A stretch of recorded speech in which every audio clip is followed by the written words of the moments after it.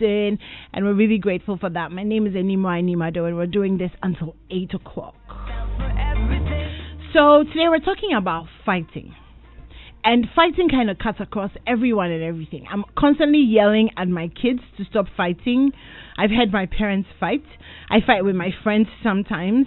My friends who are married are always fighting. My friends who are dating are fighting. My friends who just have friends are fighting with their friends. Everybody seems to be fighting at some point. It's something that we will do as long as we're humans and we have divergent views and there's dissent and there's all of that. Fighting and conflict is a completely normal part of life. But tonight we want to talk about fighting fair. Because so many times we've heard of relationships where two people adore each other, but they have so many differences and they get into arguments and they have not learned how to fight, so they throw a lot of blows which cannot be taken back. And by the time you realize the damage that is done is almost irreparable. So tonight, that's what I want to talk about. And I have two of my favorite people who I believe will be coming from completely different viewpoints. Because if you know Aram, you can imagine that she'll be throwing plates and stuff like, yo! I have Aram, who is a regular with us, and say hi, Aram, to our listeners on Facebook. Hi, you can join us on Facebook if you want to see our faces. We're all glammed up for you. And of course, Yao Sumpa, author, banker, life coach, teacher, lawyer. Which hat are you wearing this evening? Just the human being one. Okay, well, anyway, he's all of these things, and so Yao is here as well. He was on Home Affairs on Saturday, if you remember. He was the one giving the lectures, so you can be assured that notebook here, so. with notes in Like it. really? He's putting them away. So that's it. Anyway, you can join the conversation. The text lines are open 055-11-11997, and we'll open the phone lines a little bit later. But let's get straight into the conversation. So I'm going to start with Aram. What comes to your mind when you hear we're having a conversation about fighting fair? Well, I mean, I'm especially excited about this topic, not because I like to fight, but because I have a legal background. My focus, or one of my interest areas, is alternative dispute resolution. Okay. Which is trying to resolve conflict outside of being litigating. So we're going to court and screaming at each other. So I was especially excited. But when we talk about fighting, it depends on, what context. Okay, so in this context, we're talking about in relationships. So relationships, dating, marriage, that kind of fighting. Yes. But I think one thing that everybody needs to understand is that, like I would say, the longevity of your relationship is dependent on how you fight. Yes. Yeah, totally. So as a couple, whether you're dating or you're married, how well or how bad you fight determines how long your relationship is going to last. Yeah. And also, people have to learn to understand how to separate the person from the problem. Yeah. So sometimes the issue that arises as conflict, it's a miscommunication. Maybe the person is saying something, you're hearing it differently, or they're doing something that you don't like. And I go by this principle that sometimes it's not what you say, it's how you say it. Yeah. So, and then I also try not to have a conversation filled with emotions. Because when I'm having an issue with him and I'm angry, all he's saying is I'm angry. Two things will happen. He'll either, if I'm saying, oh, you did this, that, he'll be thinking, okay, let me respond in a way that will make her calm down. And it might not be coming from a genuine place. That's how people just issue apologies anyhow. Yeah. I don't want an apology. I want a changed behavior. So if I come for you about something, I want you to go and sit with yourself and try to understand why and then do something about it. But don't just be, oh, I'm sorry. So people just issue apologies all the time.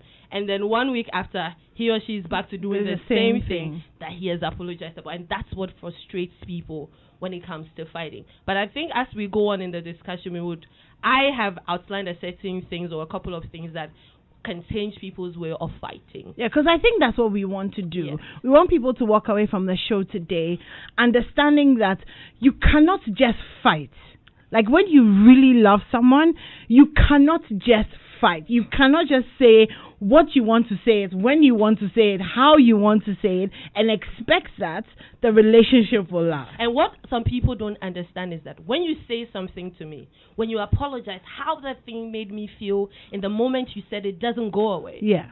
So even if you have apologized to me, it still made me feel a certain type of way, and I still have every right to carry that feeling around. You need to give me time. I've been in a relationship with somebody who expected that when he says he's sorry, I should just be okay with it, like it's a flip of the sorry, okay, everything is erased. That's not how it works. You need to give people time.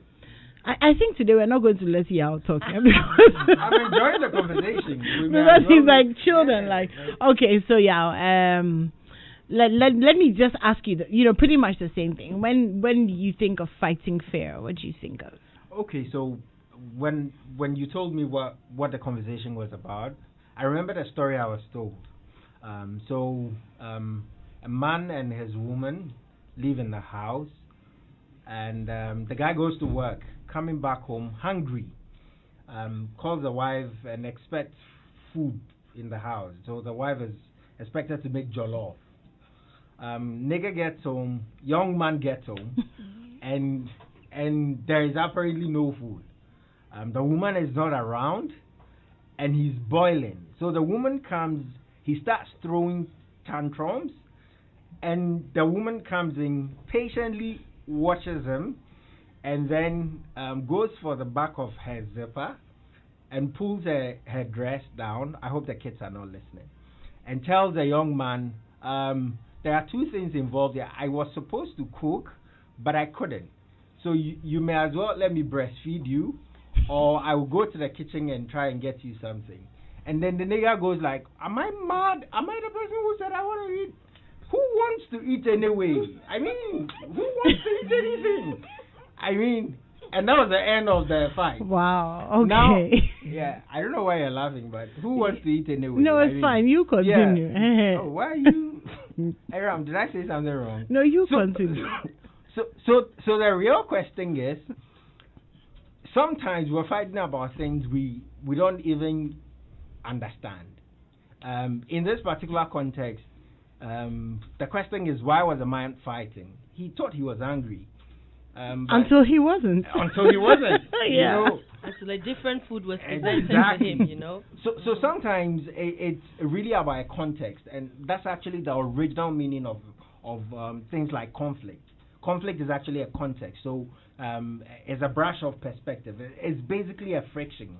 So I'm coming from a place, and then I meet another perspective and another opinion. And definitely we're supposed to jostle and come to a place where we agree, okay, so this is where we meet. So it's always a dimension of what we see as truth or right against what the other person sees as truth or right. So it's always a context between opinions. You know, the funny thing is, I've used this example so many times in my life. You know, if you draw the letter 3 on the ground, depending on where you're standing, it's either a 3 or an E. Yeah. And they're both correct. Or a 6 and a 9. Or a 6 and a 9. They're both or correct. An M. Or in a W. Yeah, exactly. Depending, they're both correct, but they're like so different. Exactly. And I think that sometimes when we're fighting with the people that we love, or we're having discussions, it's important to remember that you can both be right and disagree. But we don't seem to be able to feel that way in the heat of the moment that, yeah, go ahead. I always come to a discussion with the mindset of we can agree to disagree. We are not going to agree on everything. Anybody who knows me, I am pro-women. I love women. I advocate for women. That can be a problem when I'm in relationship with people. I dated someone who had a problem with me being a feminist. And the kind of feminism I subscribe to is different from what other people do. It's basically Kofi and Amma doing the same job. Let them be paid the same salary. Not because you're a man and she's a woman. It's as simple as that. But that can become a problem to people. And two, because of my legal background, when I'm having a conversation with people, they think that I'm always trying to take a position. Yeah, because we think lawyers are too known anyway. That's why I can't which I mean, yeah, please. Media, I say it all the time. I don't know what you're going to say. And some of my most favorite people in this world are in that profession, but it does not change the fact it's that not even true. Like I can separate my profession from my personality. Oh, Debbie, that one, dear. No, I agree with the people that you dated. The most amazing people you find on oh, Jai. You see, you have to. So back to the issue, you have to learn to disagree. And I believe that relationships are like partnerships. That's the mindset I have. And if you are in a partnership, when we win together, we lose together. Some people are very aggressive. Some people are very petty. So when you are with a partner who is aggressive or has that winning mentality and not operating on a partnership level, it's like I need to win the fight. So sometimes the whole argument is I need to be right and you need to be wrong. If that's how you want to look at things, you will always have an issue. My friend used to tell me that she and her husband argue, and her husband is just arguing to win, to the point where sometimes, like, they've gone so off that she'll ask him, okay, babe, so what exactly are we arguing about now? But until it's clear that I have won, I have walked away and slammed the door. Yeah, two things are important, if I may. The first one is ego, right? You see, there is something about a self that needs to be right. There's a certain basic part of all of us that feels horrible for being wrong.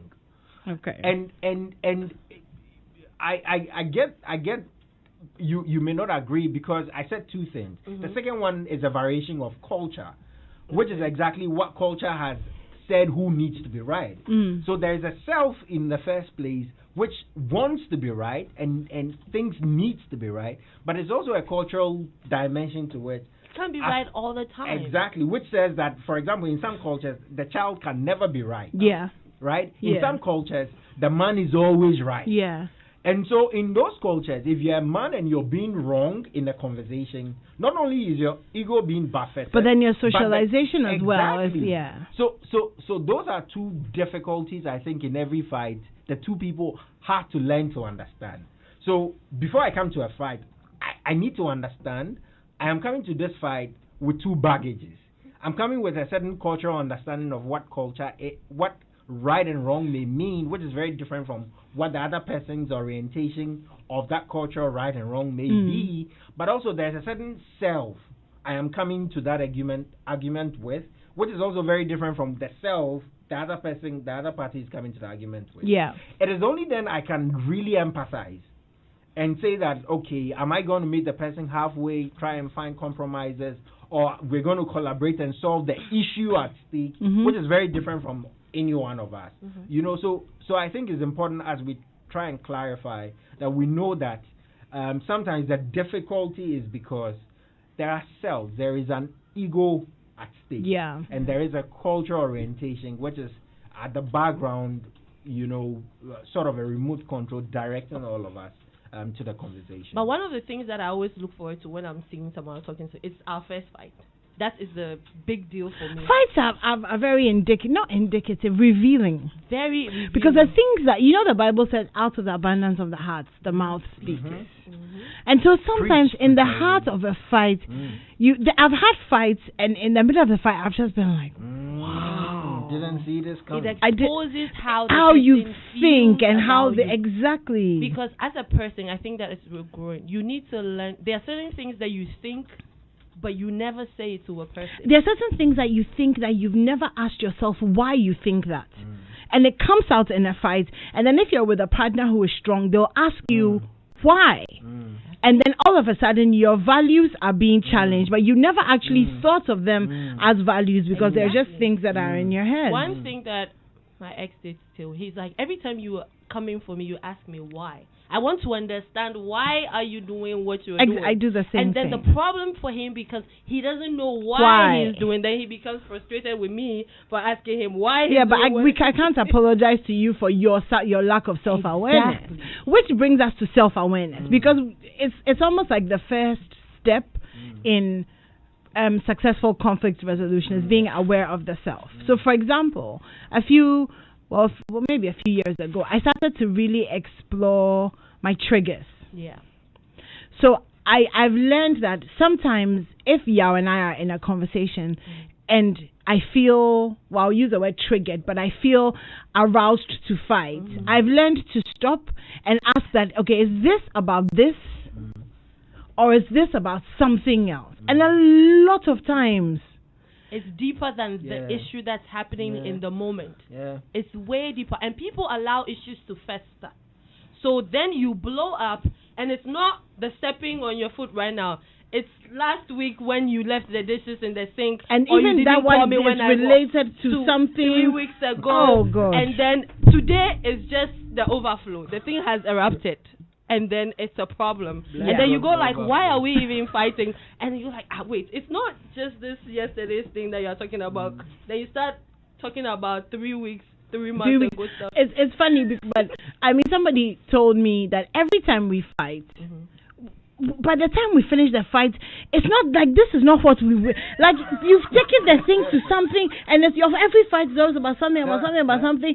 But he says it negatively. But for me, every time he says that, it reinforces for me my growth, because I'm like, yes, because I can recognize that this fighting that I'm fighting with you.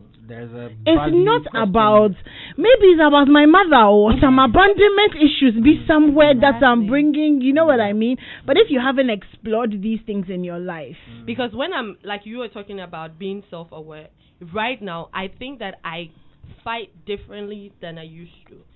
In the past, I used to let things fester, and then growing up and reading, I realized that that's not the way to go. So when I'm having a conversation with Yao, and he's triggering me, and I realized that in that moment, I shut down.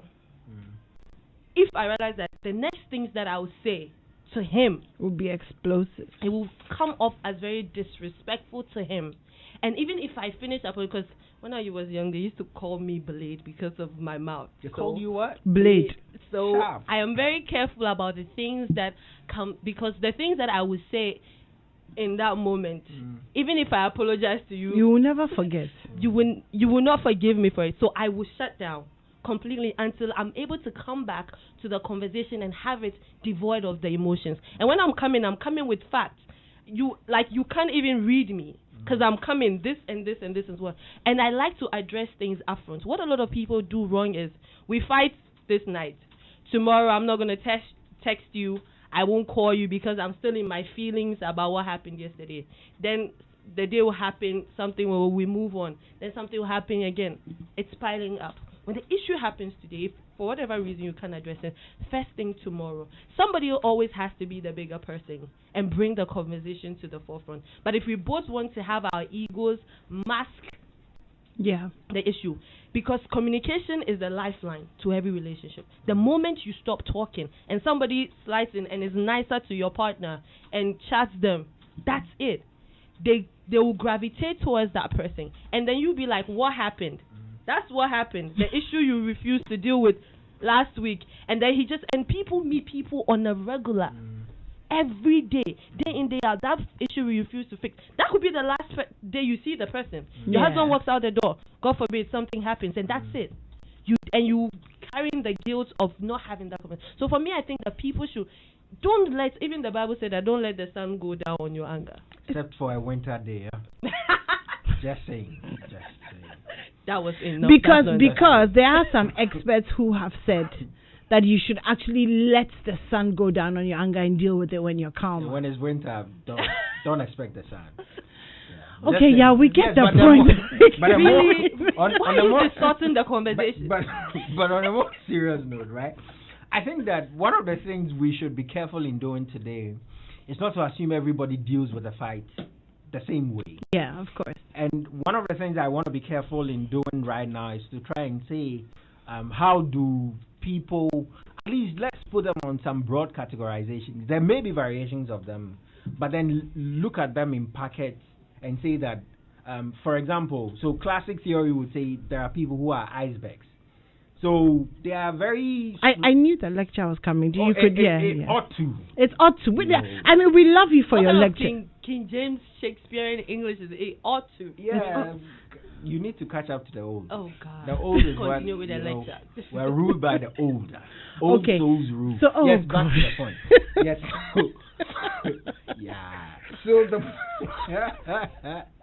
the bigger point being made is that you see, there are people who what you're actually talking about is a tip of something bigger sitting within. Yeah.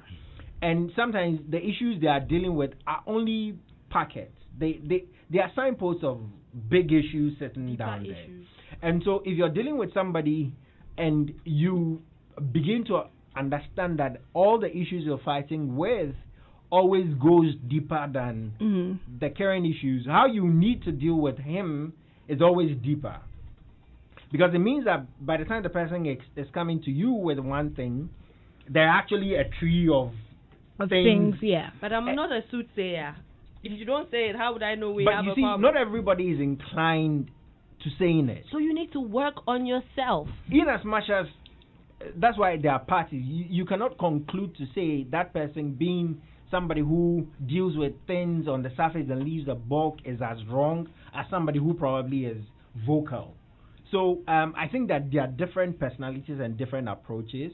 It just depends on the two people in the conversation trying to understand the other person and trying to resolve the issue at stake. There are other people who as well, we all know them, they are liars. Yeah, of course. You please do not try, because they told you to look up and you did. You were in trouble. So when you're dealing with somebody who is a liar and you know for a fact the person is a liar, the question is, how do you deal with that person when you have conflict?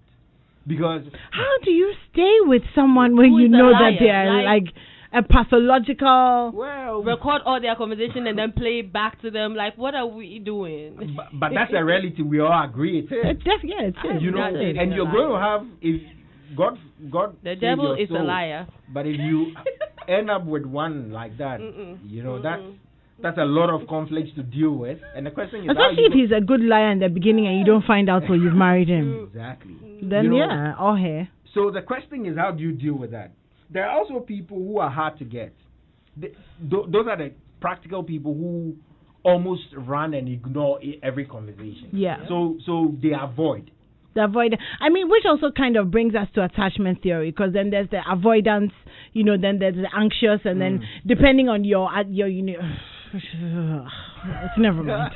It's like it's never mind. It's going into a whole different. No, but that's important. It's extremely important for any two-party in any relationship to know their attachment to try and understand yourself. Yeah. But beyond that, to try and understand and appreciate the other person. Yeah, it's completely. In order to try and meet them at a place which is safer for the conversation. And you know the sad thing about all this is knowing yourself, then meeting somebody who has no clue about who they are.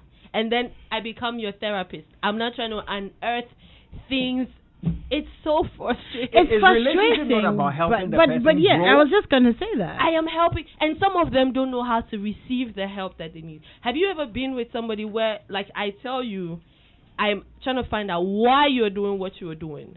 You can't tell me why you're doing what they don't know why. Go and find out why. How do they find out why? The same way I can tell you why I'm doing what I'm doing. Yeah, but you're different, and we also, like y'all said, you have to be mindful of background and so upbringing and all of that. So with that, there'll always be that situation, because then you're doing things, and the other person becomes frustrated, and then there'll be major conflict issues that can never be resolved. And then people like that, sometimes, because they don't understand what they're doing, they sweep it under the carpet. But when you say major conflict issues that can never be resolved, one of our favorite psychologists, Gottman, with the Gottman Institute, he says that over a lifetime, couples will fight about the exact same things. Let's say maybe 3 or 4 things, and you'll fight about it for the rest of your life. The same things. So the thing is, it's about how you learn. And also, you have to learn to pick your battles. That's one thing I had to learn the hard way. Because sometimes you have to lose the war, and sometimes you just have to shut up. Yeah. Sometimes. Can be frustrating, but all the time. You can't shut up all the time. Oh no, you can't shut up all the time. I mean, you have to pick your battles. You win some, you lose some. You have to get a tough skin in the game with time. Like you said, sometimes you have to shut up. Sometimes you have to pray. Sometimes you have to meditate and woosa, because sometimes you have to walk away, drink some water. I think, yeah, what do you think about this? I was thinking about this conversation, and I was thinking that maybe people who are in relationships or who are married should have like date night this week, maybe on a Friday, you know, both of you are in a good mood, you know, get a glass of whatever, and have a conversation about fighting guidelines. And actually have this working document of how we fight, so that when we're in a good place, you can tell me that anymore. When I tell you in the middle of a fight, babe, I need to walk away. I need you to let me walk away. So that when we're fighting and you say that to me, I know that this is where we've reached. But you see, when we try to learn how to fight in the middle of a fight, then I completely agree. But we don't like to do these things. Have a fighting guideline. Like there are some cultures who, for example, talk about things like the talking stick. So so two parties. You talk only when you have the stick, or the bottle, or whatever it is. They agree. So the person, until it's passed on, you listen. Yeah. You shush and listen. And that way, there's no interjection. There's no shouting at each other. There's no exchange of words. But the only problem is that are you listening? He's listening to answer. Oh, exactly. So like, listen to reply. You know, so those are the problems. As opposed to reflective listening. Exactly. Which is also an important tool in fighting. Hearing. Some people just hear, they don't listen. It doesn't sink in. But there's also translation with listening. And that's why I like reflective listening, because when I tell you something and you tell me back what I have said, then I know whether you've actually gotten it that way. Do you know that a lot of these concepts are very foreign to people? Yes. I try them all the time. It's very good. It can be annoying because if you tell me something, I go like, so what I'm hearing you say is some people get annoyed by it. They're like, I'm trying to make sure that we're on the same page. Yeah. For people like me, it's almost second nature. Yeah. But I appreciate the difficulty. It is finding it on the street. Yeah, no, definitely. Because it does take a certain level of... And you know, the thing that pains me about this thing the most is I've heard a lot of people say, oh, this is abrofosem, this is abrofosem, what sort of abrofosem? You know, but then you miss out on how effective and efficient communication can be when it's done the right way. One thing that I've heard so much, and I feel like people, and it's annoying to me, is people go like, oh, we have communication. Oh, men, we don't communicate. Like, what is that? Yeah. Like, so I'm just supposed to take it that you don't know how to communicate. If it's a problem, fix it. No, but we have to wait. We have to appreciate that men don't like to talk as much. It's not about some men. They talk. Well, men. You see, have you been, for somebody like me, I have a lot of male friends, so I hang out boys a lot. Men can't talk. You wait. Last week I was with my best friend and her husband and her husband's best friend, and her husband and her best friend had like a 2-second conversation, and he called it efficient communication. So his friend walked into him, Charlie, that's in, and the other guy was like, Charlie, cool, sorted, and then like end of conversation. They've understood, and he was like, this is efficient conversation, but no, you people. You now ask. Then wait. There's another example that I have. You know our friend. Okay, you know he won't be amused if I mention his name. We're all lying. He was telling me that one day something happened to his wife. She lost her phone or something, and she had lost her phone in the market around 3 p.m. So he asked her, "Oh, what happened?" And she said, "This morning when I woke up, I wasn't feeling myself. And then I did this, and then the children." So he was looking at her. I was like, So at which point are you going to tell me? So I mean, But you see, it's different. This thing we're talking about is, the talking stick and all those things, and trying to the listening technique of when you say something, I repeat it. You see, like you said, we're trying to come up with a comprehensive way of fighting. I know people who are in relationship, and their only issue is that they fight, or they don't know how to fight. So when an issue, so some people tiptoe around each other. Yeah, walking on eggshells. So that we don't fight. I don't offend. I don't want to offend you, but there are deep-seated issues that are happening. But because you don't know how to fight, you rather ignore or avoid them, and then they keep fighting. Another thing I feel most people can also do is when somebody offends you, you want to let them understand how what it is they did made you feel. Sometimes instead of just you're angry, why are you angry? You can't say, all he's seeing is anger, but you can't tell why you're angry. You yourself need to sit back and how did it? Some people feel like, oh, he doesn't call me, or you don't text me. How does that make you feel? If you don't call me, I feel like I'm not a priority to you. When I tell you that, the next time he's thinking about not calling or not texting when he should, he will remember that this makes me this is feel what like this means. I am not a priority. Because I want her to feel like she's a priority, I am going to call her. And that's another way. And I also think that, you see, there are things that never really get resolved in terms of how to deal with. Okay. Some issues would definitely not get resolved, but a certain attitude to the problems can help. Simple things like, okay, come to this table with humility, right? Yeah. Come to this table with a certain sense of not losing the fondness for and admiration for the person. Like sometimes we fight with people that we love, exactly. like they are our enemies, exactly. and you're thinking this is the person not that the I love. Exactly. You know, and come to this table with a deep sense of, I want to learn more about you and the issue. So, and that's why I think it's extremely important that, and probably the woman is a genius, right? The woman in my earlier story. Mm-hmm. Which of the hangers are you? Obviously, she just diffused the situation and kind of just went to the... So, the bigger hanger.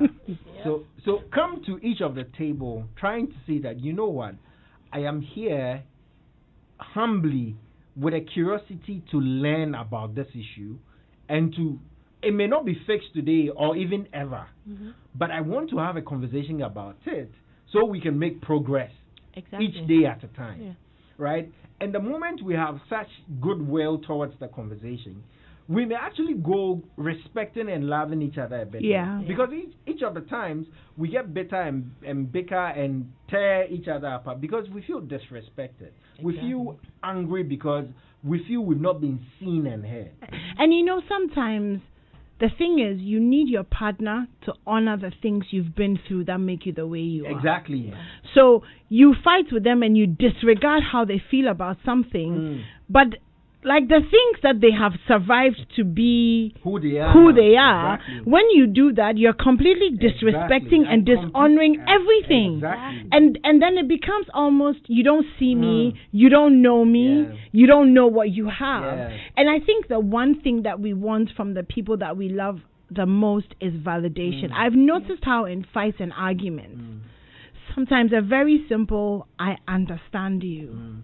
I may not agree with you, but I understand what you've been through. I understand why this matters to you. And you find that the anger and the pain, and you know, there's a term, and I keep on forgetting it because I know it's not codependency, it's something dependency, but it talks about how we, in a relationship, if you're able to go through conflict properly and you can talk about the things that have hurt you and stuff, there's no safer place for healing than that love relationship. And another thing is, people need to, I mean, apart from coming to the table humble, people need to learn to be vulnerable. Most of the time, people are guarded. True. If I let you know how, if I tell you that you don't make it a priority, I mean, I'm a big girl, I'm working for myself. But does everybody deserve vulnerability? Because you may go and be vulnerable, and the person will take it, and then the person will just, throw it in your face. And I've had issues. I've had most of my male friends. One of the things that ruined his relationship. One time that he tried to be vulnerable, the next time this girl throws that thing that he said in his face, and he's like, you know what? I'm out of this. So, like I said, I always look forward to my first fight with anybody that I'm talking to, because that is a defining day. I want to know how you treat me when you're angry. How we get through that fight. People should never. People say things like, "You never," "You always." Yeah, I do that a lot. You never do this. I'm learning to say, I feel like you always, but I know it's not always. An exaggeration. Yeah. But no, now I've learned to add there. After I say I feel like you always, but I know it is not always. But that's how I feel. Yeah, but that's how I feel right now. But I know it's not true. Like, you never call me. He called you. He just didn't call you. Like, in the afternoon, he never called you. You are always this. You are always that. Those are things that you, and it's one thing that you say, it's like, you don't know me. How have we been dating for 3 years and then we have an issue, you go like, you don't know me? What do you mean by I don't know you? But the thing is, no, but it's true, but maybe you really don't know. Yeah. But you see, when you say that, in that moment, how I hear it is like, So all this thing we've been doing, all this what? It was a part. That phase had never been unveiled. So let me get to know you. People want you to know them, but they don't want to let you in. What am I supposed to do? Yeah. If you're listening to us, well, if you just joined, you need to go on Facebook and start from the beginning. Because we're talking about fighting fair. And it's such a multi-dimensional and multi-layered conversation because there's so many things that go into being able to resolve conflict in a way that doesn't hurt your relationship but heals it. That's what we're talking about. When we come back, we'll open the phone lines and you can call us and share your views and your thoughts with us. And we'll continue sharing our views, our thoughts, and our feelings as well. It's a feelings sharing situation here today. We're taking a few messages from our friends, and we'll be back very, very shortly. Life as we know it has changed. Everything's rearranged and disrupted. But one thing remains constant. Excellence must be celebrated, even in a disruptive era. So, to usher in the 31st Marketing Performance Awards, the CIMG will be celebrating a marketing week from the 9th to the 13th of November. Then on Saturday, the 14th of November at 7 p.m., all roads lead to the Labadi Beach Hotel for the CIMG Marketing Performance Awards to honor companies and individuals who have excelled within the marketing arena in 2019. Theme: Marketing in a Disruptive Era. The awards event will be streamed live on Facebook and YouTube. For corporate table reservations, call 0244-585-208 or 0208-177-752. All the COVID-19 protocols will be strictly observed. CIMG. Marketing means business. CIMG. Working for Ghana. All right, we're back, and the host of Home Affairs, Adam Naite, joins us for the conversation. I believe she's tickled by this and wants to contribute. Hello, Adam. Hi, Animwaa. Hi, what's on your mind? Okay, so seriously, this is one of the sassiest and the strongest conversations I have listened into on Strong and Sassy. And I think you guys are making some very, very interesting points. But then I've just been pushed to, say that I want to contribute on the show because there's one point that I haven't heard yet. And I think that in relationships, not everybody is at the same level. There are some people who are just immature. So all the things you're saying, much as it is the truth, for as long as the person remains immature in their own feelings, in their head. Look, immature people see things from only their perspectives. Your perspectives don't matter. Whatever it is that you're feeling, they won't even listen to you. This is what they think, this is what they feel, and that is what it must be. When you're mature and you're in a relationship with another mature person, then you know that your partner is not weird. You guys are only wired differently. And then you will try and attempt to understand them. But if everything has to be from your perspective, trust me, this person can't fight fair in any way because your explanations won't matter. And again, if the person doesn't truly love you or they're just in for the fun of it, then again, trust me that they don't see anything wrong with anything.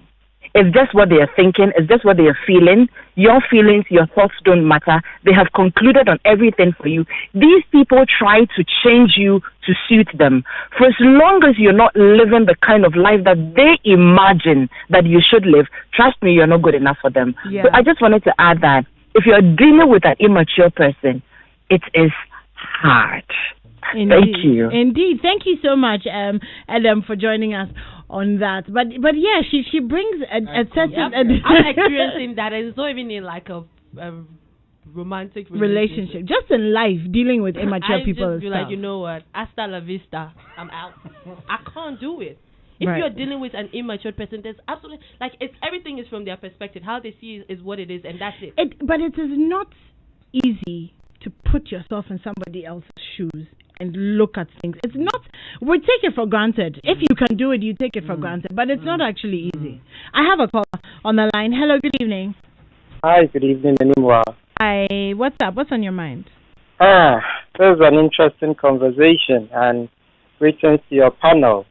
I think the emotional cues are very relevant when you are having a fight. So, for instance, the example you cited, using yourself as in saying that I feel you never do this or you never do that, it's very relevant and we need to pay very much attention to it.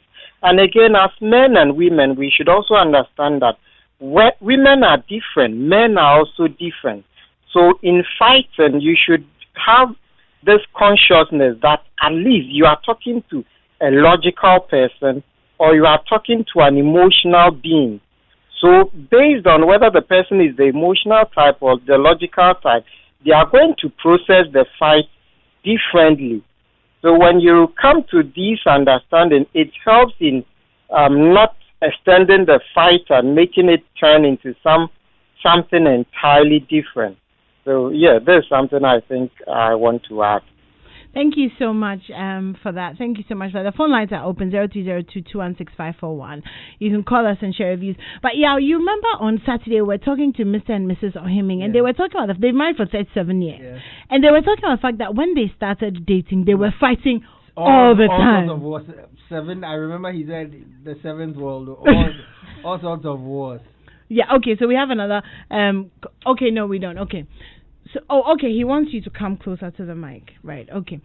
So, I mean, obviously they moved on from that. And remember he also said something like, now when she says something, I know that, this one, dear. And that's what I call as, the emotional cues. You should learn how to read your partner. Yeah, which is basically getting to understand them.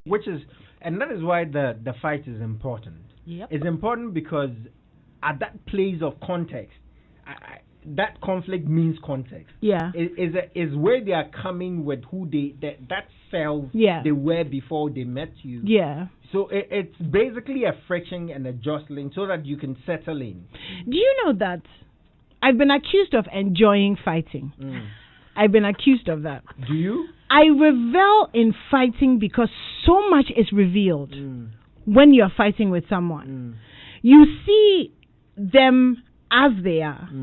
In a way that you don't see them when you are not fighting. That's true. But I also find that the greatest moments of growth in most relationships have been when you get through it and you come out with a certain understanding. Yep. Because I think, I can't remember who said this, but somebody who had married for a long, long, long time was talking about the fact that he till that day that he was, I think I married for like 45 years. He was like, look, I still don't understand my wife. I've been married to her for 45 years. I don't maintain us here, like here, but I have learned that appreciate.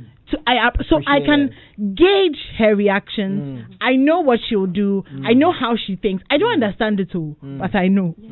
So I can live with her, and we are There's something about what Adam brought that I just want to take a go ahead. Bite at. Maturity, right? It's not an age thing, too. Of course not.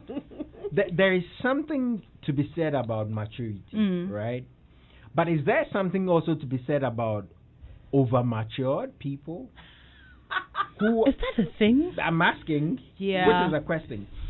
Because I have been accused of analyzing every... I can see how that happens. Turning everything into a lecture. Making everything... a psychotherapist, exactly, trying to psychoanalyze your partner, trying to appreciate where the person is coming from. So I think you're not my therapist. Exactly. So well, you need one. So go and get one. I don't want to be dating my therapist. But if you got one, then I wouldn't have to be your therapist. So let me go see one. So go and see one. But don't be psychoanalyzing. I will until you see one. That's the thing when you're dealing with somebody who is self-aware and knows their stuff. Is either you go and see a therapist, or they'll automatically become, because we cannot live a life where you don't understand anything about why you. I mean, anyway, Nana is on the line. Hello. Hey Nana, good evening. How are you? I'm fine. Yeah. Hi, I'm good too. What's up? What's on your mind? Yeah. Anyway, do you know that there are also mature people who are well informed but always want to have their way? Do you know that? Yes. So with this, I would say yes. maturity also plays part in how issues are resolved. But there are some people too who are there. It's not necessarily because they are not matured. They are well matured, well informed, but they always want to have their way, regardless. They can understand what you're trying to say, but they'll be like, nah, it still has to be the way we have to go. With me. Yeah. You understand? I do. And individual differences. The kind of relationship you have with your partner also can determine how you resolve your issues. So that's the little that I want to add up to it. Thank you so much for that, Nana. I think that's what Yao was talking about when he talked about and ego. I experienced that in, I mean, I won't say the timeline, but I have experienced that where the person is like, and so I have this with like everything is a negotiation. And I was dealing with somebody who was older than me, and he said, to be honest with you, there will be a time in this relationship where it will not be a negotiation. What I say is what it is, and that's it. Take it. That when I say that, I've heard people say that to me, and I said, look, even when I'm dealing with God, my Father in heaven Almighty, I know, right? He said, I'm still like, I need to understand why we are going through this. Like, what's up with that? Come and let's reason together. If your sins and he said that the guy was going to die, and then the guy said, Lord, you can't let me die, and then he changed his mind. And then there was a So if we are negotiating with Jesus, I know, right? How isn't we negotiating with you? A regular human being with and flesh and blood. Even the religious culture, which basically emphasizes women should submit. I always say that the scripture does not start from there. There is submit one to one another. It never ceases to amaze me how almost every conversation on Strong and Sassy, this submit thing comes. Almost every single conversation. Because you see, but sometimes you don't want to overplay your hand. The question is, to what point does somebody make it a manipulative tool? Just like she said. Sometimes you're opening up to somebody and you're submitting because you love them and they're going to take it for granted. Yep. And if it falls in your face, sometimes it hurts, especially because you have an ego as a person. But sometimes because the culture has also told you as a man, you don't do that.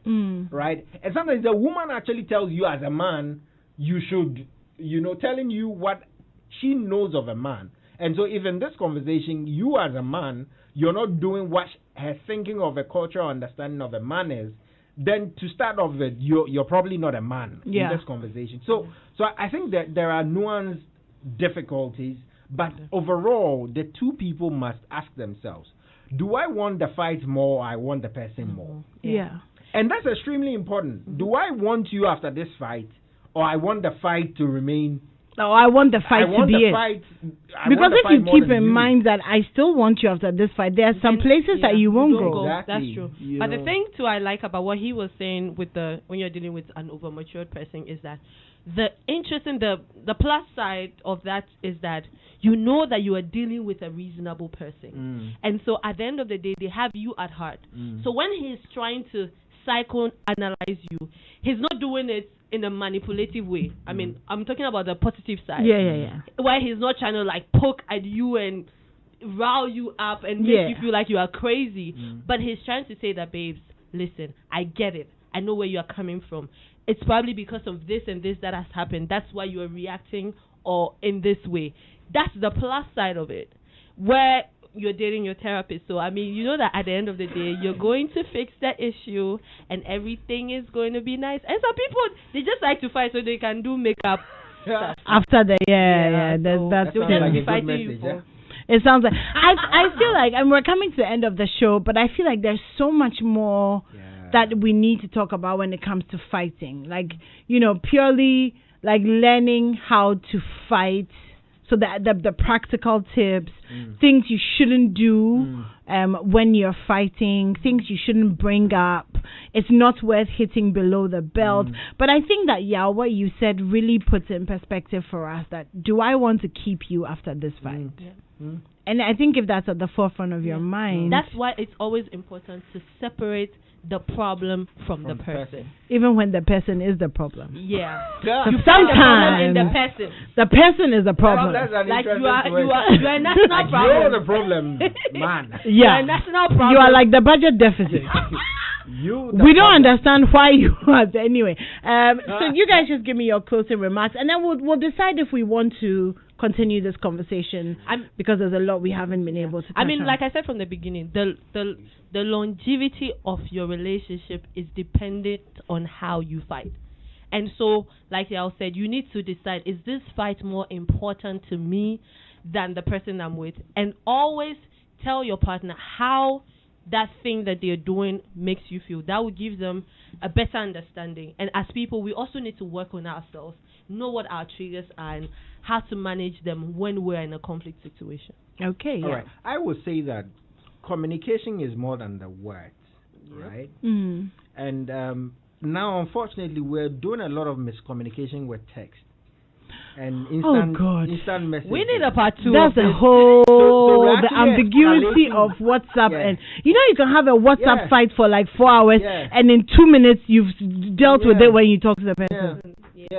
Those of us who send 3-paged paragraphs. If you walk away with nothing at all, remember, don't fight on WhatsApp. Like, just don't. Just postpone it until you can actually. Just don't. You summarized it for me. I've summarized it for you. Like, T for 10. Yeah, like, oh my God. So that's it? So basically, I'm saying that in every fight, the person is fighting more than just the words. And we should try and take away things that will almost lead to a misunderstanding. Things like text. Instant text and things like that, because you can't see them. There's no tone. There's no feeling. It's so ambiguous. Exactly. So as much as possible, try and fight in person. As much as possible. I agree with you. And I don't mean fist fight. Or even video calls. Exactly. Because then you can see. Exactly. So you can have perspective deeper, because sometimes it's about what they are saying, but more than what they are not saying and how they are saying it. And so sometimes in order to get a fuller picture of the person and the issue at stake, you need to do those things in person. So I guess those will be I also want us to explore the things that you should fight about, because there are things that you have to fight through to make a relationship work. So I think all in all, we can kind of almost tentatively agree that we need a part 2 to this, because we haven't really explored a lot of the things that we want to talk about. But anyways, I'm heading home. I'm sure you are too if you're listening to us. Thank you so much for tuning in. It's been a great conversation. My name is Animwaa Anim-Addo. We may continue this next week. If you'd like us to, send me a message on Facebook, just so that I know what you're thinking. I know that we're on the same page, and then we can do this. Thank you so much to Abeku, to Abu, and to Victor, my producers. You guys are fantastic. Thank you to Adam for calling in. To all of you who called in, texted in, and are listening to us, thank you so much. Coming up in about 6 seconds is Ernest Menu with the 8 o'clock news. Have a fantastic evening.